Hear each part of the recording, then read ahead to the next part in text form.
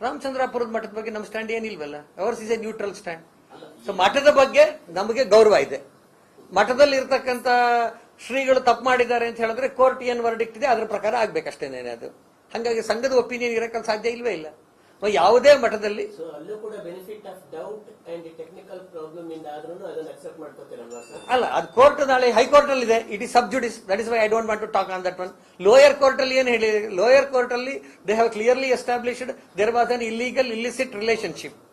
Weather it amounts to rape or not, that was not established by the lower court. ಆ benefit of doubt ಕೊಟ್ಟಿರೋದವರು. ಹಾಗಾಗಿ ನಾವು ಅದರಲ್ಲಿ ಏನ್ ಹೇಳಕ್ ಸಾಧ್ಯ? CID has gone to high court.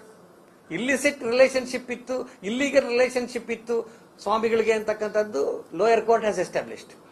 That is published. And whether it amounts to rape or not ಅದನ್ನ court ಹೇಳಕ್ ಸಾಧ್ಯ ಇಲ್ಲ ಈಗ ವಿತ್ ದಿಸ್ ಪೊಲೀಸ್ ಎವಿಡೆನ್ಸ್ ಅಂತ ಹೇಳಿದ್ದಾರೆ. But CID has said that we have given all evidence and they have gone to the higher court. I cannot speak on that one because it becomes sub ಜುಡಿಸ್.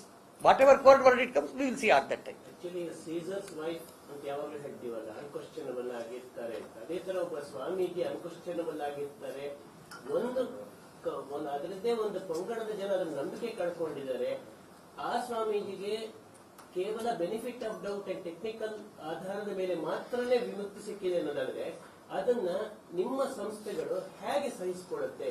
ಅವರಿಗೊಂದು ನಿರ್ದೇಶನ ಕೊಟ್ಟು ಸಮಾಜದ ಹಿತದೃಷ್ಟಿಯಿಂದ ನೀವು ಮತ್ತೆ ಜನರಲ್ಲಿ ಒಂದು ಪಾವಿತ್ರ್ಯದ ಭಾವನೆ ಉಳಿಲಿಕ್ಕೋಸ್ಕರನಾರು ಮಾಡಬೇಕು ಅಂತ ಹೇಳಿ ಸಂಘ ಪರಿವಾರ ಯಾಕೆ ನಿರ್ಧಾರ ತಗೊಳ್ಳಿಲ್ಲ?